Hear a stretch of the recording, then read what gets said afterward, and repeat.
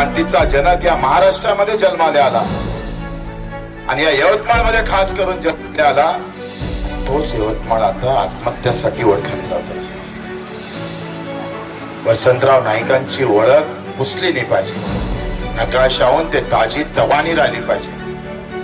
ज्या वसंतराव नाईकांनी शेतकऱ्यासाठी क्रांतीचं पाऊल टाकलं, तोच यवतमाळ जर आत्महत्याग्रस्त म्हणून ओळखला गेला तर हे आमचं तुमचं अपमानाची गोष्ट आहे. हे एका समाजाची अपमानाची गोष्ट नाहीये.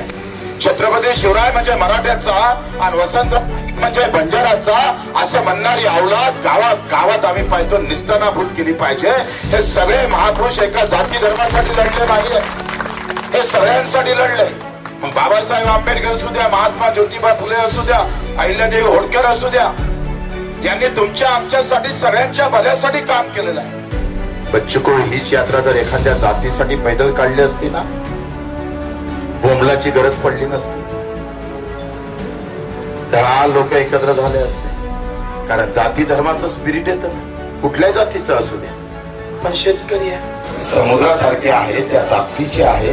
लाठी जरी मारली ना जातीची तरी विभागलं नाही पाहिजे, उलट लाट उसळली पाहिजे. शेतकऱ्याच्या नावात लाट उसळली पाहिजे. किती दिवस असं जगाचो आम्ही, कोणाच्या भरोशावर जगाचो आम्ही, आणि मेहनतीला कमी पडत नाही. आम्ही पाहतोय रक्ताचं पाणी करण्याची ताकद करतोय, रात्रीचा दिवस करतोय. पोटाला आम्ही पाहतोय चिंता देऊन जगतोय. कोणाला लागले असलेलं साहित्य देऊ शकत नाही, कोणाला लागल तसं शिक्षण देऊ शकत नाही, लागल तसं घर बांधू शकत नाही. किती दिवस जगायचं असं का राग येत नाही आम्हाला?